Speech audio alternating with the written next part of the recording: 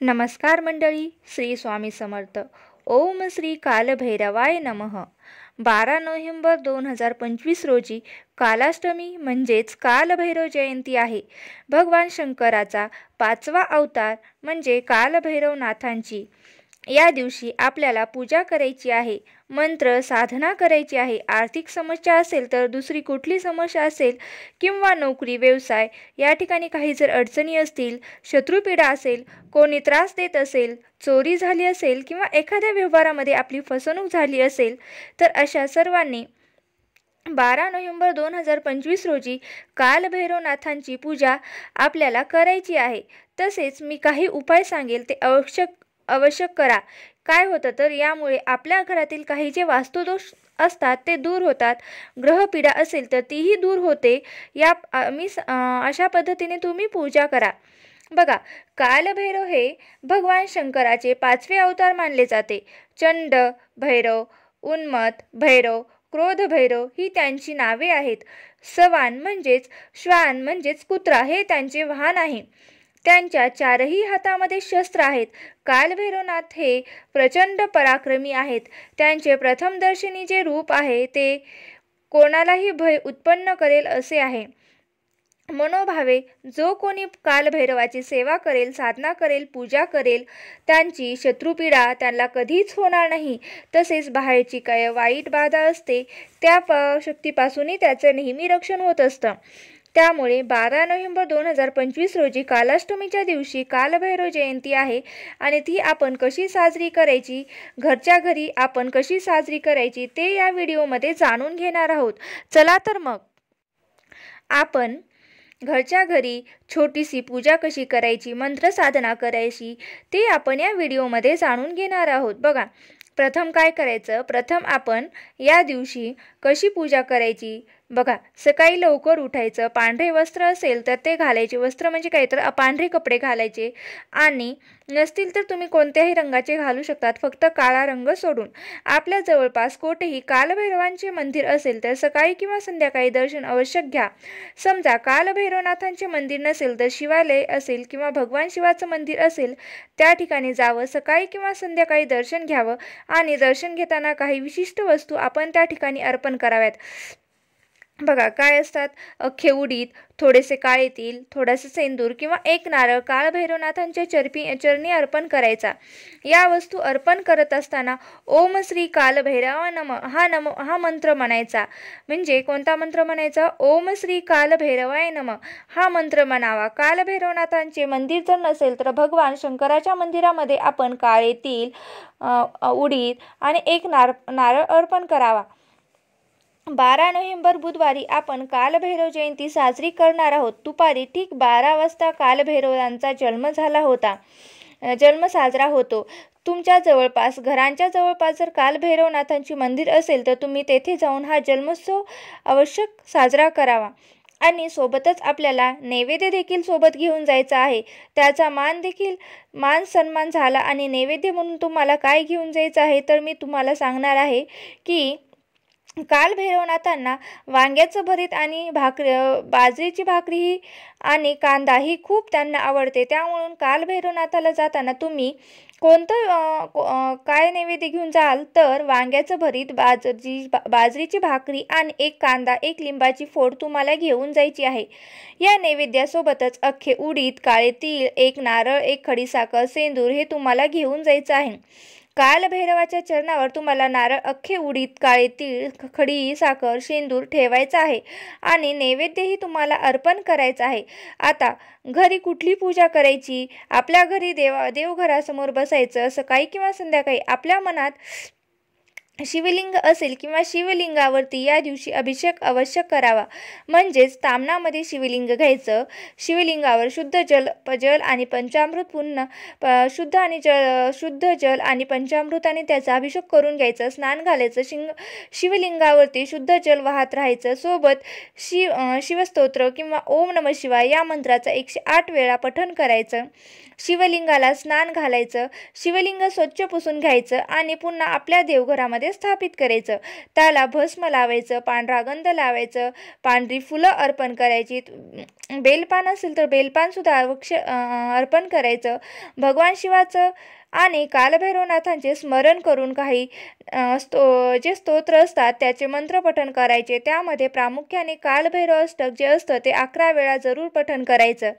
कालभैरव अष्टकाचा मी video स्वतंत्र टाकलेला आहे, तो व्हिडिओ तुम्ही पाहू शकता. बघा, 12 नोव्हेंबर या दिवशी सकाळी तुम्ही हे करू शकता, संध्याकाळीही करू शकता. त्यानंतर कालभैरवनाथांचा मंत्र ओम श्री कालभैरव नमः हा मंत्र 1 माळ पठण करावा किंवा त्याच्यानंतर महामृत्युंजय मंत्र कोणता तर तो ओम त्र्यंबकम यजामहे सुगंधीन पुष्टिवर्धनम उर्वारुक्मीय बंधनान मृत्यू मोक्षी यमामृता हा मंत्राचं सुद्धा तुम्ही पठण मनोभावे करावे. स्कंद पुराणानुसार सांगितलं गेलं आहे की भगवान शिवाचा ब्रह्मदेवानी अनादर केला होता आणि त्या अनादराच्या रागाच्या भरामध्येच भगवान शिवानी कालभैरवाचं रूप धारण केलं होतं आणि ब्रह्मदेवाचे 5वे शरीर त्याच दिवशी त्यांनी कापले होते.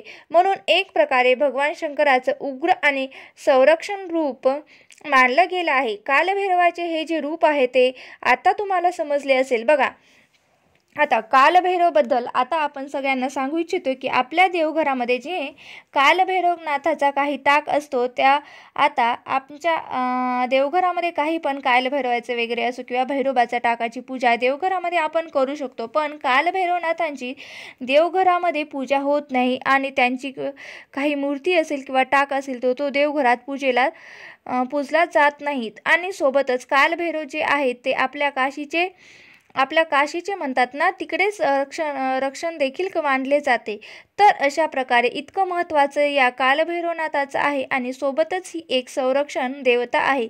जर तुम्ही रोज न चुकता जर कालभैरवाची उपासना घरामध्ये करायला सुरुवात केली, संध्याकाळी दिवे लागण्याच्या वेळेस जर खरंच सांगते तुम्हाला कुठलीच करणी बाधा असेल किंवा कुठल्याही प्रकारचं वाईट शक्ती असेल किंवा कुठल्या प्रकारची मनामध्ये भीती असेल तर त्यापासून तुमचं संरक्षण होऊ शकतं. कालभैरव जयंतीच्या दिवशी आणि त्या दिवसापासून रोज संध्याकाळी दिवे लावून झाले की घरामध्ये त्यावेळेस एक वेळेस फक्त रोज कालभैरव अष्टकाचे पठण करायला विसरू नका. आता बघा, या पठणाने रोजच्या रोज किंवा या दिवशी केलेल्या सेवेमुळे खरंच तुमची जी आरोग्याविषयी जी समस्या असते ते निघून जात असते. तुमच्या घरातल्या एखाद्या व्यक्तीला एखादी आरोग्य पीडा आहे, गंभीर आरोग्य आहे, पीडा रोग आजार आहे, त्यातून काहीच मार्ग मिळत नाही तर तोही दूर होतो. आणि सोबतच न केलेल्या कर्माची तुम्ही शिक्षा भोगत असाल तर ते सुद्धा दूर होते. आणि सगळ्यात महत्त्वाचं म्हणजे तुमची विनाकारण कोणी बदनामी करत आहे, शत्रुपीडा असेल किंवा ग्रहपीडा असेल, सोबतच करणीबाधा तुम्हाला काही घरातल्या व्यक्तीने किंवा वास्तूला झाली असेल किंवा तुम्हाला झाली असेल तर सगळ्यात महत्त्वाचं म्हणजे तुम्हाला आर्थिक समस्या असेल, कर्ज आहे किंवा संतती समस्या आहे किंवा नोकरीची समस्या आहे, विवाह समस्या, इतर सगळ्या समस्या किंवा नकारात्मक विचारांनी तुम्हाला अक्षरशः पछाडून सोडलेलं आहे. आणि सगळ्यात महत्त्वाचं म्हणजे मनामध्ये सारखी भीती आहे. तुम्हाला असे भीतीदायक स्वप्न जर पडत असतील तर अशा प्रकारच्या काही गंभीर समस्या ज्या म्हणतात त्या मानवी जीवनातील जटिल समस्या किंवा कठीण समस्या ज्या असतात त्या निराकरण करण्याचं ही काळाची देवता आहे. ज्यांच्या हातामध्ये कालचक्र आहे. म्हणून तुम्हाला सांगते की यांची सेवा मनोभावे श्रद्धेने कालभैरव जयंतीला जर नक्कीच करा.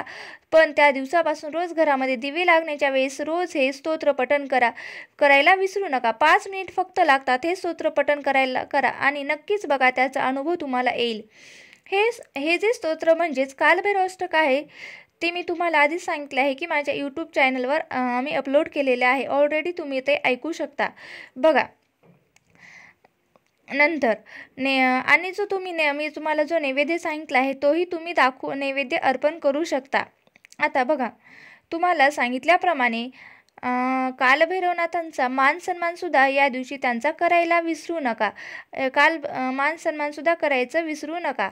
आता बघा, या व्यतिरिक्त 2 उपाय आपण आवश्यक करावेत. या दिवशी कुत्र्याला घास अवश्य द्यावा. आपल्या जवळपास कुठेही कुत्रा असेल त्याला आपण या दिवशी घास अवश्य द्यावा. ज्यामुळे काय होतं की शनिदेवाची कृपा होईल होईल आणि राहूची काही पीडा असेल तर ज्यामध्ये आपल्या घरामध्ये आरोग्याच्या समस्या उद्भवतात किंवा नोकरी व्यवसायामध्ये आर्थिक अडचणी आपल्याला निर्माण होत असतात, त्याचं निवारण होण्यासाठी हा उपाय अत्यंत आवश्यक करावा.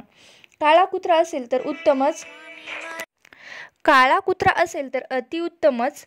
आणि दुसरा महत्त्वाचा उपाय, आपल्या जवळपास कुठेही पिंपळाचे झाड असेल तर या ठिकाणी या दिवशी संध्याकाळी जायचं आणि कुठल्याही तेलाचा दिवा प्रज्वलित करायचा, पिंपळाचे दर्शन घ्यावं. हा उपाय केल्यानंतर आपल्या घरातील वास्तुदोष जो असतो तो दूर होतो, ग्रहपीडा जी आहे ती दूर होते, ज्यामुळे काही काम जी आपली अडकली असतात त्याही मधले अडथळे दूर होतात, नक्कीच दूर होतात.